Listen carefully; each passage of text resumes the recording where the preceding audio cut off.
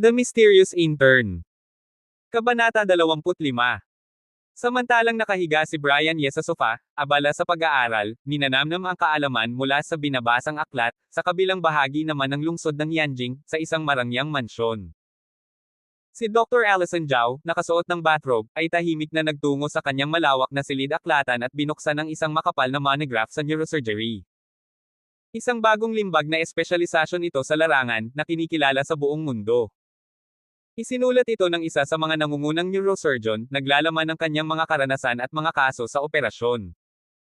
Nang buksan niya ang libro, ang kanyang ekspresyon ay hindi na gaanong malamig at impasibilidad tulad ng sa ospital kanina. Mas nakatuon at determinado ang kanyang mga mata. Sa mga nakalipas na araw, masigasig siyang nag-aaral sa silid na ito, at hindi natutulog hanggang hating gabi. Palagi naman siyang masipag, ngunit nitong mga nakaraang araw, mas lalo pa siyang nagsumikap.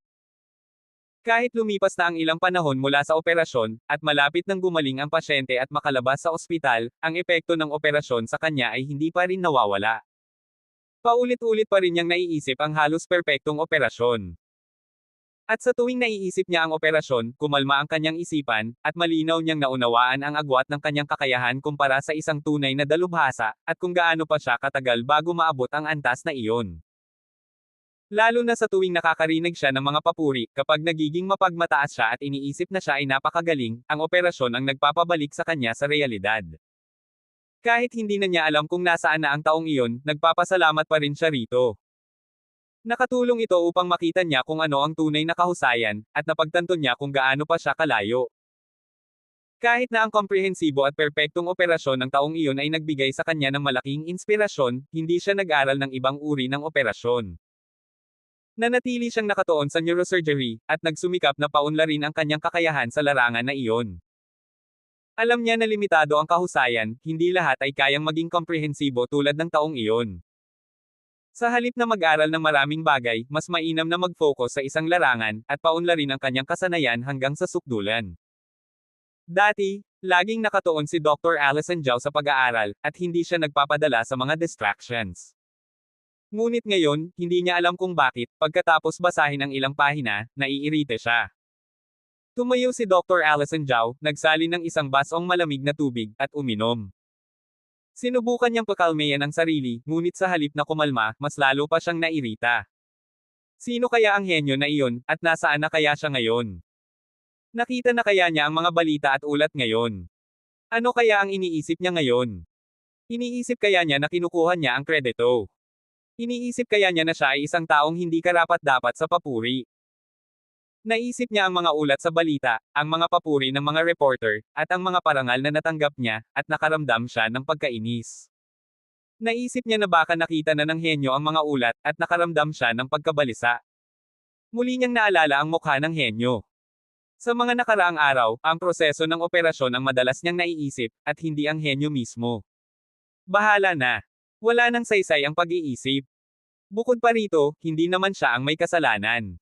Ngunit ayaw niya sanang mangyari iyon. Kung sakaling magkita pa sila, hihingi na lang siya ng paumanhin. Ngunit malamang na hindi na sila magkikita. Malawak ang mundo, mahirap na magkita ulit ang dalawang tao. Kung hindi niya alam ang totoo, bahala na.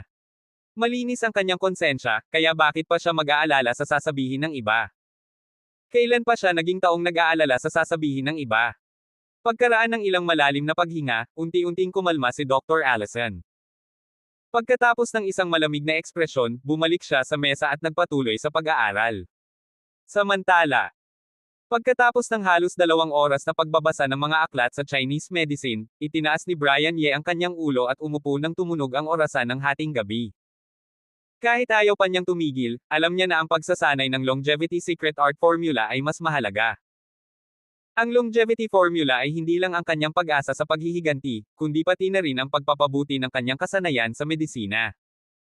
Kaya niyang gawin ang mga mahirap na operasyon dahil sa pagsasanay niya ng longevity art. Bago pa ang nangyari sa matanda, ito ang kanyang motibasyon sa pagsasanay. At nang mailigtas ang pasyente noong nakaraan, nang gamitin niya ang acupuncture method, mas lalo niyang naunawaan ang kahalagahan ng longevity secret art, at ng misteryosong aura na nabuo nito. Kung wala ang aura na ito, hindi niya magagawa ang mga acupuncture methods na iyon. Bukod pa rito, ang longevity formula ay nagpapalakas din ng kanyang katawan. Kaya niyang mag-training ng matagal sa umaga, at magtrabaho ng matagal sa araw dahil sa pagsasanay niya nito tuwing gabi. Kaya, hindi siya maaaring tumigil sa pagsasanay. May kaunting pag-aalangan na iwanan ang libro, nag-cross-leg si Brian Ye, at nagsimulang magsanay ng longevity formula. Pagkatapos ng halos 20 araw na sunod-sunod na pagtatrabaho sa outpatient clinic, sa wakas ay nakaranas ng kanyang unang araw ng pahinga si Brian Ye. Inutusan siyang magpahinga ni Dr. Thomas Wang. Kahit paulit-ulit niyang sinabi kay Dr. Thomas Wang na wala siyang problema at kaya niyang magpatuloy sa pagtatrabaho, mahigpit pa rin siyang pinagpahinga ni Dr. Thomas Wang, at direktang sinabi sa mga doktor at nurse sa klinik na huwag siyang tawagan, itigil na lang ang pagtawag sa kanya. Sa pananaw ni Dr. Thomas Wang, ang patuloy na pagtatrabaho sa napakataas na intensidad ay parang pagpapahamak sa sarili. Kahit ano pang sabihin ni Brian Ye na okay lang siya, hindi siya naniniwala. Sa kanyang palagay, ang bawat tao, anuman ang kanilang propesyon, ay nangangailangan ng pahinga, kailangan nilang makapagpahinga, lalo na ang mga doktor sa outpatient. Napakataas ng intensity ng kanilang trabaho. Kahit na si Brian Ye ay isang superhero, hindi siya maaaring magtrabaho ng tuloy-tuloy na parang makina ng walang pahinga. Ang patuloy na pagtatrabaho ay hindi lamang magdudulot ng sobrang pagod sa katawan ni Brian Ye, na maaaring magdulot ng pagkasira, ngunit maaari ring magdulot ng kapabayaan dahil sa kakulangan ng enerhiya sa panahon ng paggamot. Nang malaman ni Dr. Thomas Wang na halos 20 araw nang nagtatrabaho si Brian Ye, nagalit siya at pinagalitan ang mga doktor, nurse, at iba pang tauhan sa outpatient clinic. Mula ngayon, anuman ang doktor, pagkatapos ng 7 araw na pagtatrabaho, dapat silang magkaroon ng 1 araw na pahinga. Direktang ibinigay ni Dr. Thomas Wang kay Brian Ye at sa mga doktor sa klinik ang utos na ito. Pagkatapos ng 7 araw na pagtatrabaho, kailangang magpahinga si Brian Ye ng 1 araw. Naantig at medyo naguluhan si Brian Ye sa utos ni Dr. Thomas Wang. Naantig siya dahil alam niyang para sa ikabubuti niya ang utos na ito, at nagmamalasakit si Dr. Thomas Wang sa kanya. Naguluhan siya dahil wala naman talaga siyang problema, at hindi niya maipaliwanag kay Dr. Thomas Wang ang dahilan dahil mahigpit na ipinagbabawal ng matanda na sabihin niya ito sa kahit sino. Si Brian Ye, na hindi pa kailanman nag-isip na magpahinga, ay sanay nang pumunta sa ospital araw-araw. Nang biglang magkaroon ng pahinga, medyo hindi siya komportable. Pagkatapos ng kanyang matinding pagsasanay sa umaga, nagmaneho siya patungo sa ospital hanggang sa makarating siya sa kalagitnaan ng daan, sa kanya naalala na nagpapahinga pala siya ngayon. Bahala na, nasa ospital na rin naman siya, kaya maglilibot na lang siya. Bukod pa rito, sasama siya kay Dr. Thomas Wang para mag-check ng mga pasyente at mag-aral kasama siya.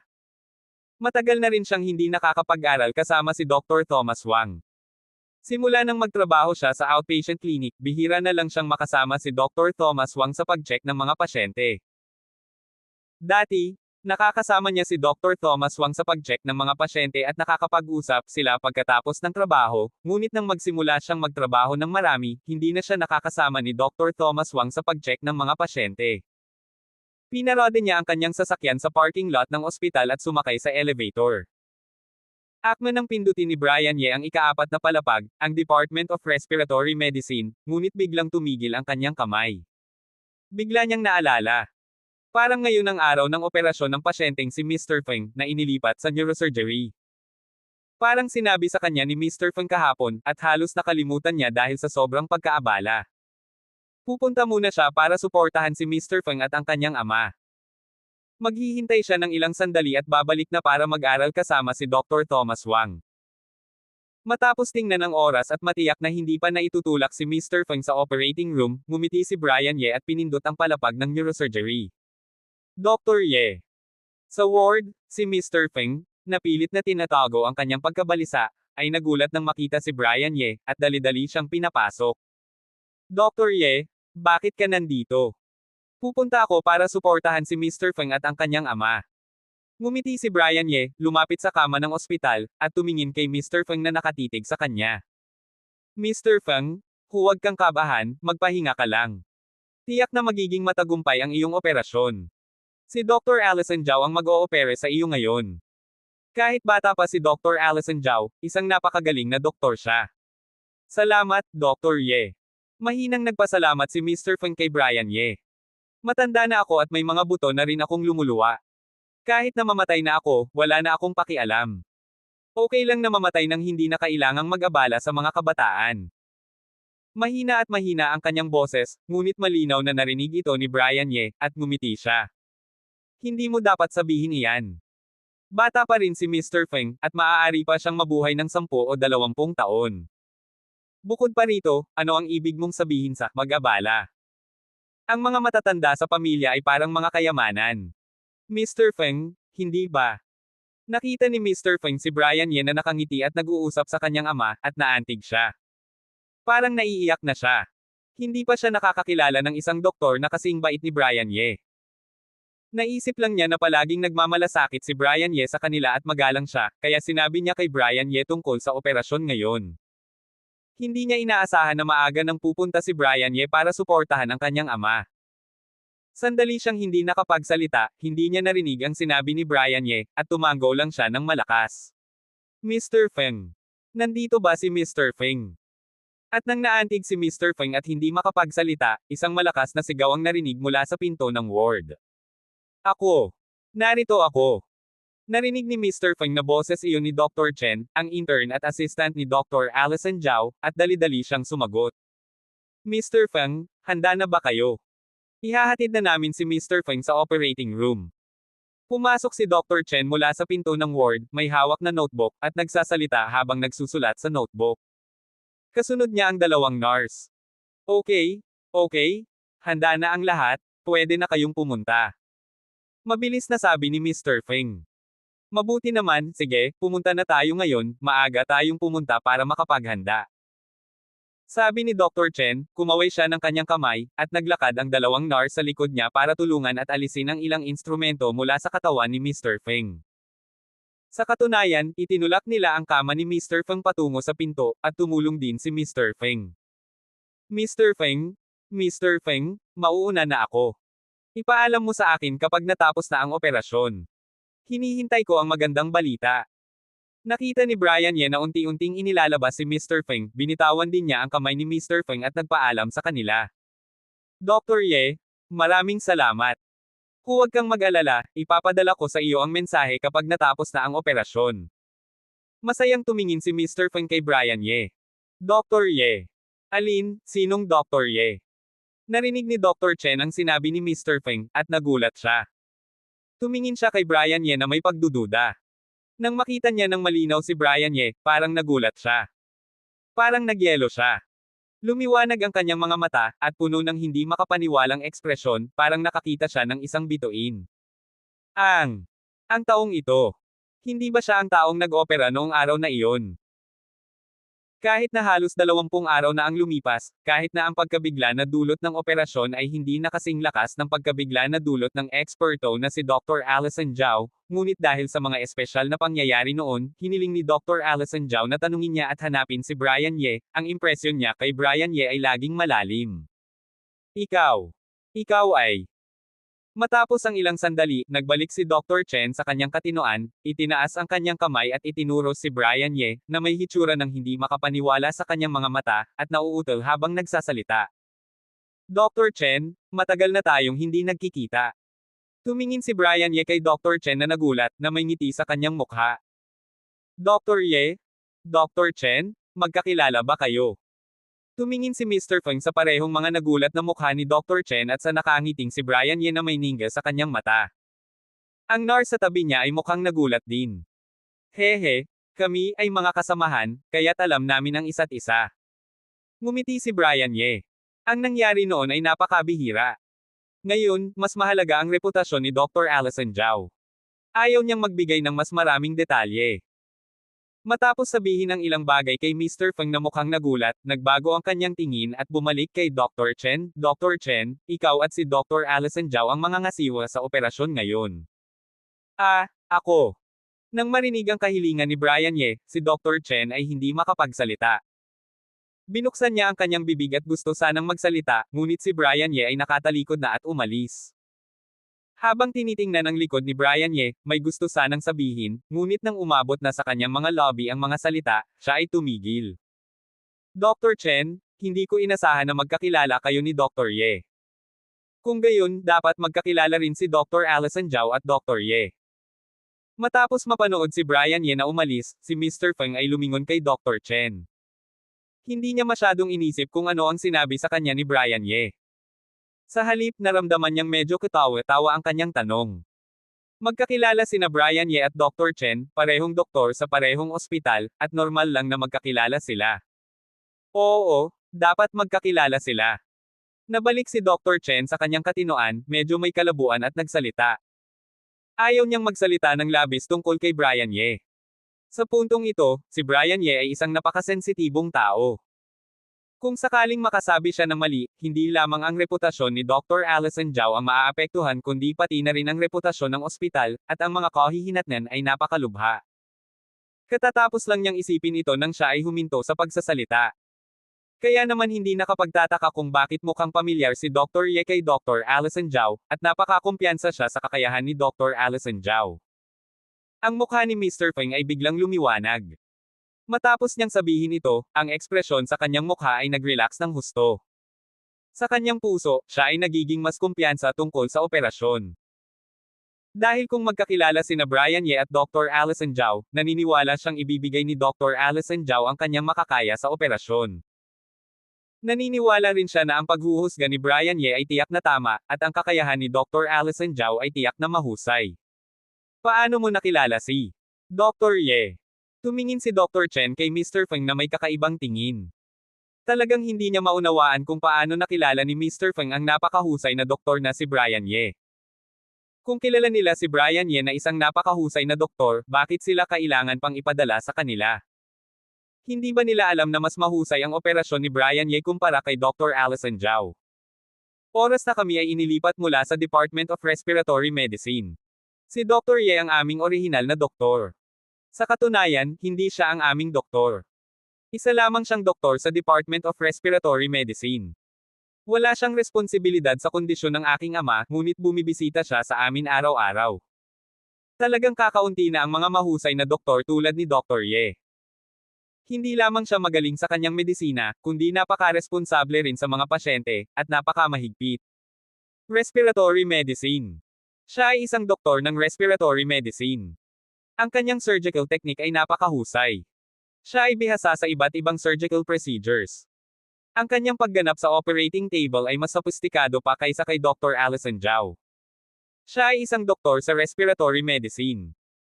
Nang marinig ni Dr. Chen ang pahayag na ito mula kay Mr. Feng, ang kanyang isipan ay naguluhang humampas at nawalan siya ng konsentrasyon. Hindi niya narinig ang sinabi ni Mr. Feng.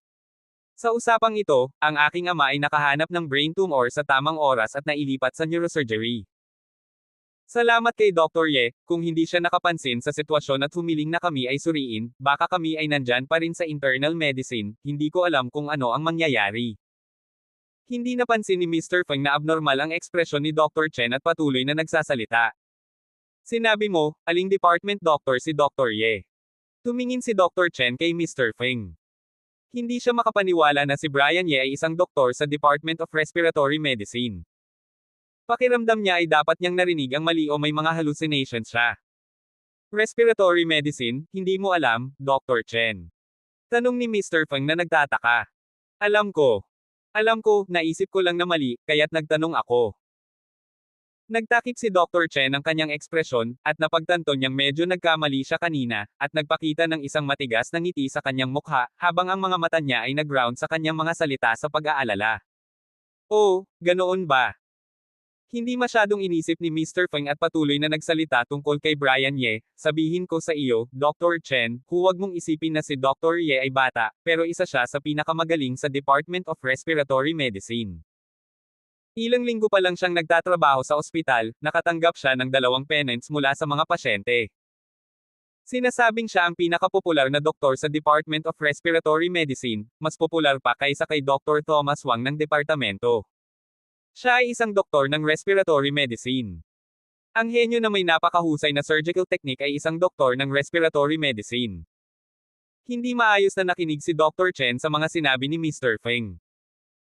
Ang balita na si Brian Ye ay isang doktor sa Department of Respiratory Medicine ay nagdulot ng labis na epekto sa kanya. Ganap siyang nabigla. Kung hindi niya ito nalaman, tiyak na hindi siya maniniwala sa ganitong katawa-tawang pahayag. Ang kanyang puso ay puno ng hindi makapaniwalang damdamin. Sa ilalim ng labis na pagkabigla, hindi na alam ni Dr. Chen kung paano makarating sa pinto ng operating room. Tanging nang paalalahanan siya ng nurse ay nagising siya at tinulungan si Mr. Feng na umusad patungo sa operating room. Matapos makumplito ang isang serye ng mga pamamaraan, na ipinasa si Mr. Feng sa operating room, at gumawa ng mga kaugnay na paghahanda bago ang operasyon, ang mga doktor na namamahala sa operasyon ay isa-isang pumasok. Nangunguna dito si Dr. Allison Zhao bilang Chief Surgeon. Dr. Allison Zhao. Nang makita si Dr. Allison Zhao na pumasok, nagbukas si Dr. Chen ng kanyang bibig sa hindi sinasadyang paraan, sinusubukan niyang sabihin sa kanya na nahanap na niya si Brian Ye. Alam niyang si Dr. Allison Zhao ay laging naghahanap kay Brian Ye, at sa kritikal na oras na ito, mahalaga ang bagay na ito. Nang siya ay naghahanda para sa operasyon kanina, nag-aalala siya tungkol sa pagsasabi kay Dr. Allison Zhao tungkol sa balitang ito. Maghanda para sa operasyon. Hindi pinansin ni Dr. Allison Zhao si Dr. Chen, ngunit matapos niyang sabihin ito ng malamig, lumakad siya patungo sa operating table. Sa sandaling umakyat siya sa operating table, lumingon siya kay Dr. Chen, para sa operasyon ngayon, tingnan ang nasa tabi mo, at magsulat ng ulat ng operasyon pabalik sa akin. Oo. Nang makita ang malamig na mga mata ni Dr. Allison Zhao, biglang nagpanik ang ekspresyon ni Dr. Chen at mabilis na sumagot. Kalimutan na muna, or, sabihin kay Dr. Allison Zhao matapos ang operasyon. Sa anumang kaso, hindi ito lugar para makipag-usap. At ngayon, maaari ring makaapekto sa pagganap ni Dr. Allison Zhao. Matapos ang sinabi ni Dr. Allison Zhao, nakaramdam ng kalmado si Dr. Chen, nag-iisip sa kanyang sarili. Nang bumalik si Brian Ye mula sa neurosurgery ward, nakasuri na si Dr. Thomas Wang sa kalahati ng ward. Nang makita si Brian Ye, nagulat si Dr. Thomas Wang, Dr. Ye. Bakit ka nandito? Hindi ba sinabi kong magpahinga ka sa bahay ngayon? Nakalimutan kong magpahinga ngayon, at nakasanayan ko nang pumunta sa ospital. Naisip ko, dahil narito na rin naman tayong lahat sa ospital, mag-aaral na lang tayo kay Director Wang bago umuwi. Director Wang, hindi mo ba ako bibigyan ng pagkakataong tulad nito? Napakamot ng ilong si Brian Ye, medyo nagrereklamo. Kalimutan ng pahinga, nakasanayan ng pumunta sa ospital. Tama na. Ang TMD na ito ay mahilig sa trabaho at sa ospital. Nang marinig ang mga sinabi ni Brian Ye, ang mga intern at resident sa ward na sumusunod kay Dr. Thomas Wang ay natahimik. Napakamot din ng noo si Dr. Thomas Wang, at natahimik. Sa unang pagkakataon, naramdaman niyang mayroon siyang subordinate na masyadong dedicated at masyadong mahilig sa kanyang trabaho, at medyo malaki rin ang ulo nito. Pero dahil narito na si Brian Ye, hindi na niya kayang paalisin ito. Kaya naman kumaway siya ng kamay at pinayagan si Brian Ye na sumunod sa kanya nang walang nagawa. Dahil sa pagsali ni Brian Ye, biglang bumagal ang pag-ikot sa ward. Dahil si Brian Ye ay mahilig sa trabaho at sa kanyang karera, patuloy siyang nagpapahinga at tumatakbo para sumunod sa pag-ikot, hindi na nag-alinlangan si Dr. Thomas Wang. Hindi na niya hahayaang magmukhang ganoon si Brian Ye tulad ng unang araw at ikalawang araw, na komportableng sumusunod sa kanya, nakikinig lamang sa kanyang mga sinasabi, hindi patas iyon sa kanya, hindi na siya dapat nakawin ni Brian Ye ang kanyang mga kaalaman, boss ba siya ni Dr. Thomas Wang? Oo, hahayaan kitang magnakaw, pero dapat kang makakuha ng isang bagay. Matapos niyang malaman ang tunay na kasanayan ni Brian Ye, sa tuwing nag-ikot si Brian Ye kasama siya, tiyak na tatawagan niya ang mga intern at resident doctor, at pagkatapos ay sisikapin niyang ipakwento kay Brian Ye sa kanila. Natural na naiintindihan ni Brian Ye ang mga iniisip ni Dr. Thomas Wang, ngunit hindi siya isang pribado, at handa siyang ibahagi ang kanyang sariling karanasan at kaalaman sa mga intern at resident na ito, ngunit hindi siya basta-basta lalabas. Hindi pa rin niya hahayaang umalis si Dr. Thomas Wang, sisikapin pa rin niyang ipakwento kay Dr. Thomas Wang ang ilang bagay, at makakuha ng isang bagay mula kay Dr. Thomas Wang. Matapos ang pag-ikot sa ward, parehong may natutunan sina Brian Ye at Dr. Thomas Wang, at parehong masaya, ngunit syempre, ang mga intern at resident doctor ang nakakuha ng pinakamarami. Nagkaroon sila ng pagkakataong marinig ang mga karanasan nina Dr. Thomas Wang at Brian Ye ng sabay, lalo na kung minsan, kapag nahaharap sa sakit ng isang pasyente, nagbibigay ng kanilang mga opinyon sina Brian Ye at Dr. Thomas Wang, at kapag nagtatalo sila, ang uri ng karunungan na kanilang nakaharap ay mas nakakangganyo. Alam din nila na sinadya ni na Dr. Thomas Wang at Brian Ye na sabihin sa kanila at ituro sa kanila ang mga karanasang iyon. Sa kanilang puso, nagpapasalamat sila kay Brian Ye at Dr. Thomas Wang, at nagpapasalamat sila sa kanilang sarili. Dahil nakarating sila sa ospital na ito, sa department na ito para mag-aral, at nakilala ang dalawang mahusay na doktor na hindi nagtatago ng kanilang mga kaalaman. Lalo na si Brian Ye ang nagpasalamat at humanga sa kanila. Si Brian Ye ay isang ordinaryong attending doctor lamang, hindi ang kanilang mentor, o ang kanilang director. Wala silang natanggap na bayad o benepisyo mula sa kanya. Sa teorya, wala siyang itinuro sa kanila. Handang magturo sa kanila tulad ni Dr. Thomas Wang nang walang pagtatago. Napakabihira nito. Ang higit na nagpapahanga at nagpapatulala sa kanila ay ang halos kaedad lang nila si Brian Ye, hindi masyadong mas matanda sa kanila, ngunit ang kanilang mga kasanayan sa medisina at pananaw ay napakatalino na. Mas lalo silang humanga nang mas makilala nila si Brian Ye, mas marami silang narinig kay Brian Ye. Mas lalo silang humanga sa kasanayan sa medisina ni Brian Ye. Mas lalo nilang nalaman kung bakit siya pinahahalagahan ni Dr. Thomas Wang, naramdaman nilang halos kasing husay na ng kasanayan sa medisina ni Brian Ye ang kay Dr. Thomas Wang, at sa ilang aspeto, mas mahusay pa nga ito, nasira niya ang mga limitasyon ni Dr. Thomas Wang, at mayroon siyang pananaw na wala si Dr. Thomas Wang.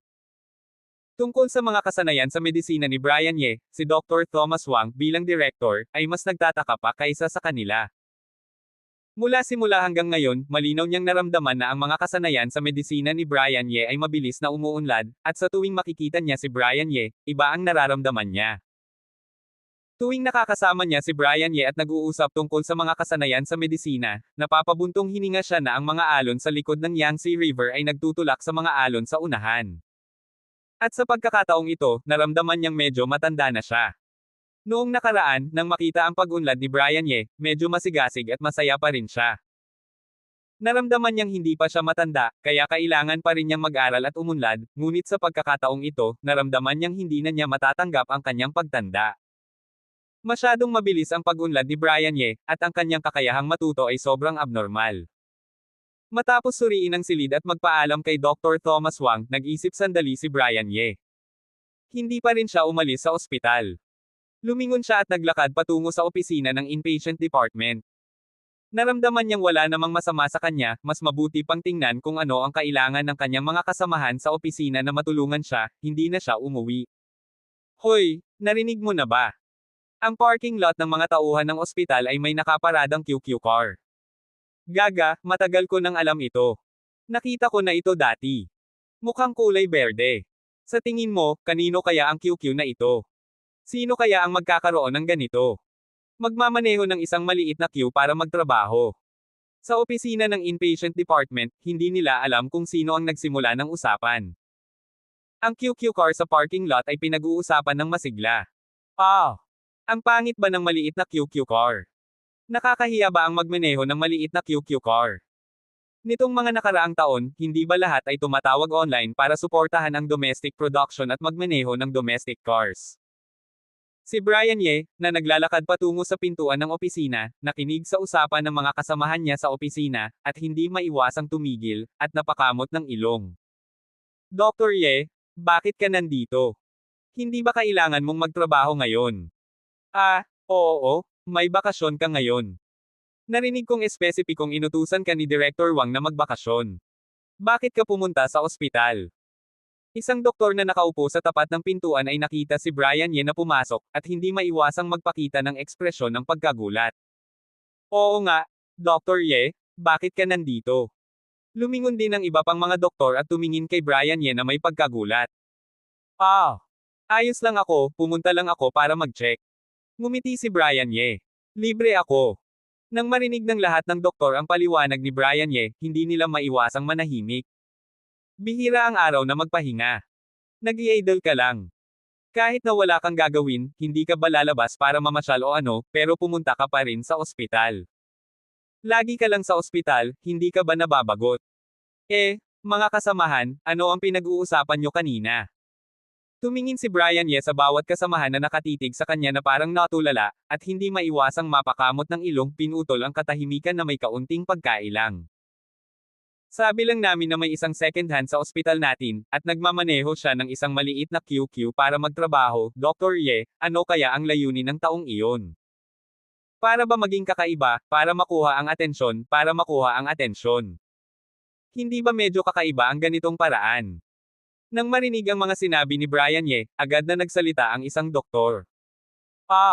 Marahil hindi niya gaanong naisip iyon. Medyo nahihiya at matapat na sagot ni Brian Ye. Gaga, Dr. Ye? Masyadong simple ang iniisip mo, paano naman hindi masyadong naiisip ng mga tao? Kung walang layunin, sino ang bibili ng kotse na parang maliit na QQ para magtrabaho ng ganoon kabobo nitong mga araw na ito?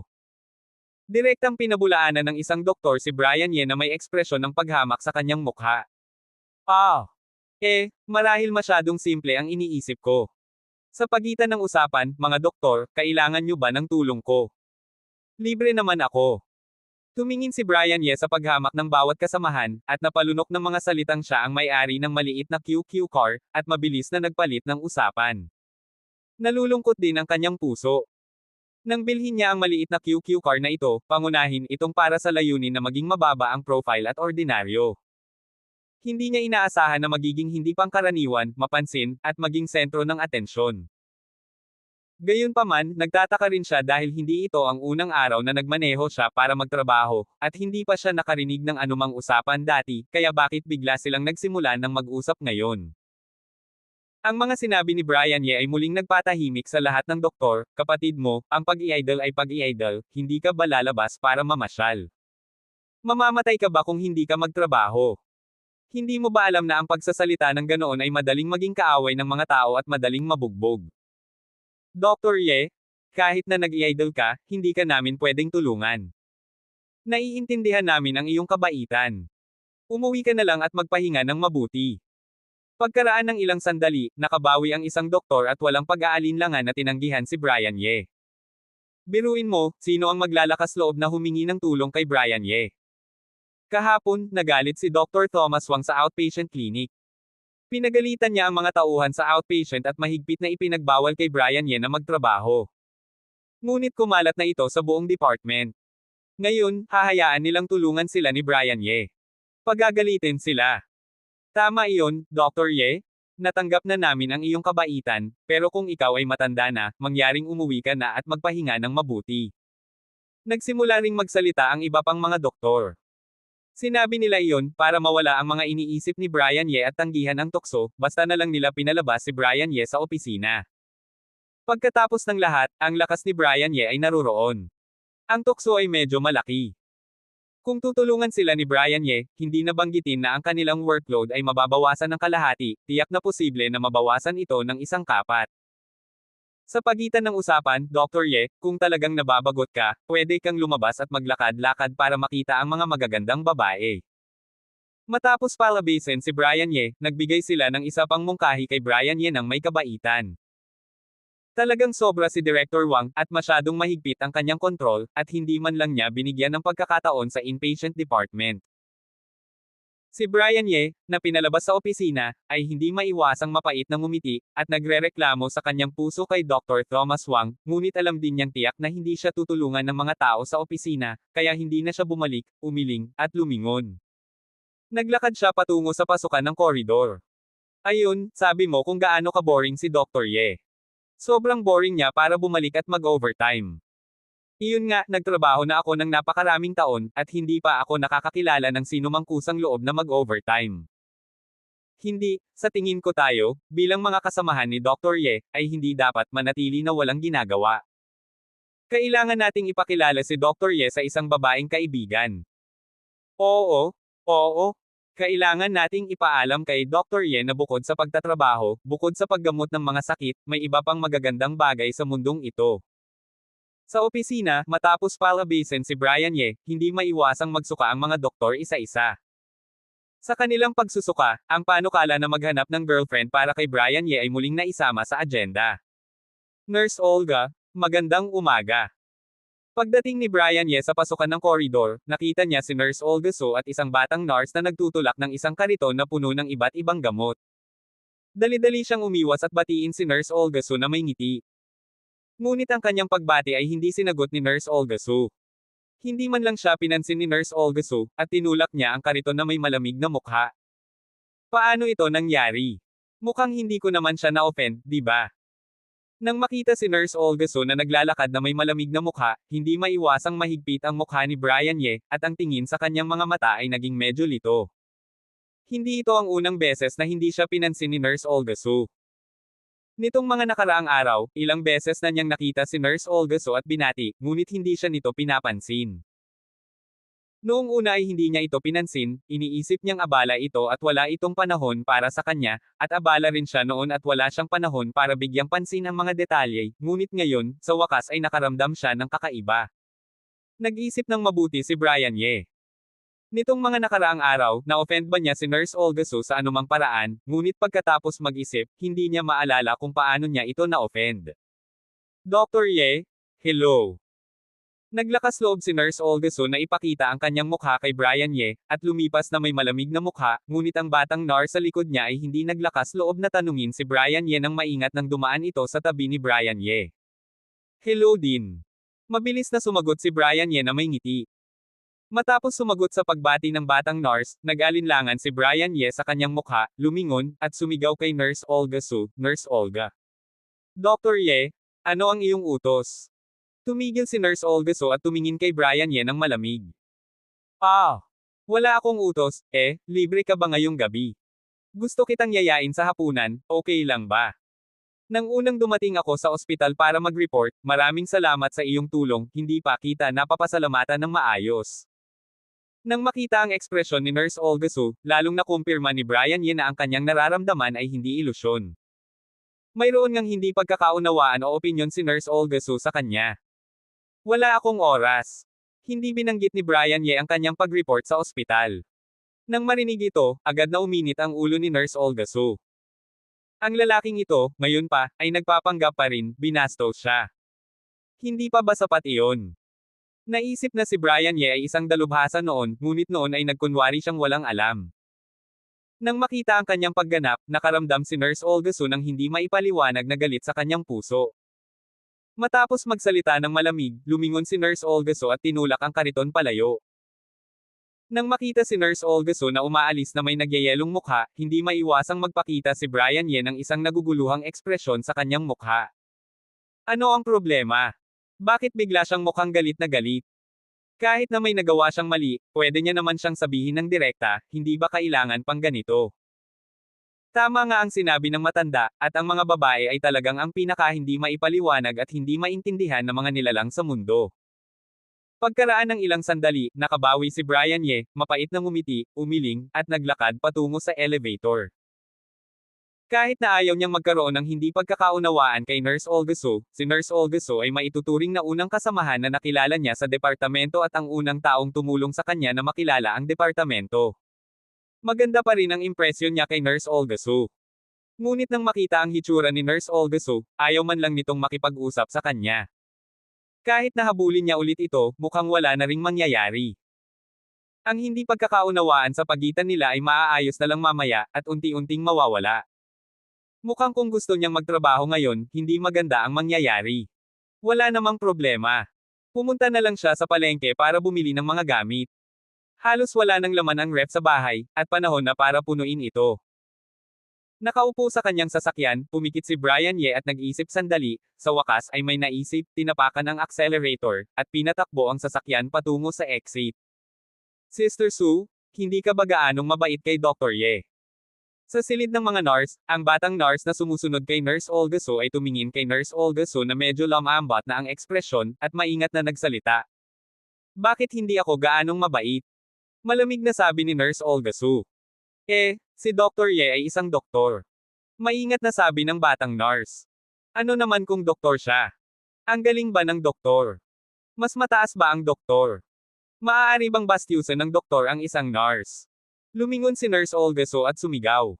Ito ba talaga si Sister Sue? Ano ang problema kay Sister Sue? Sinabi lang niya na si Dr. Ye ay isang doktor, at wala siyang ibang ibig sabihin. Bakit ganito kalaki ang kanyang reaksyon? Bukod pa rito, si Dr. Ye. Mukhang hindi naman niya sila binastos, di ba?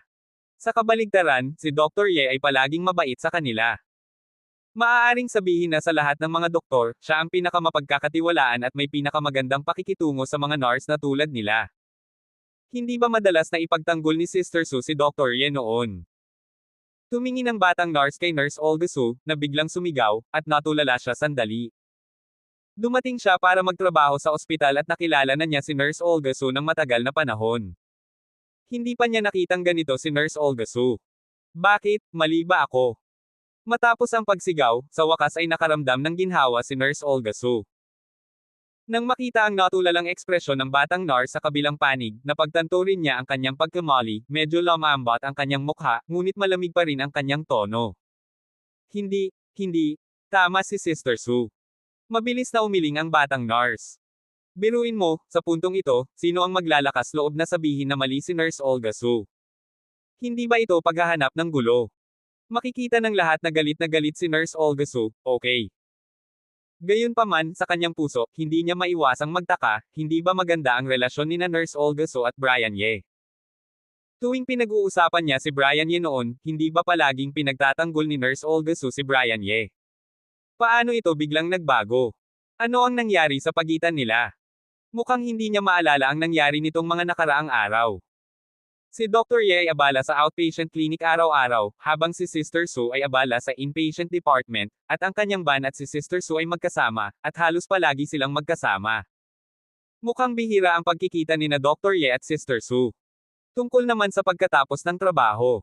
Magkasama rin sila. Kahit ang cellphone ni Nurse Olga Su, minsan ay binabasa niya ito ng walang pahintulot. Matapos mag-isip sandali, hindi pa rin niya naiintindihan, ngunit sa puntong ito, hindi na siya naglakas loob na tanungin si Nurse Olga Su, kaya naman nagtataka na lang siya sa kanyang puso.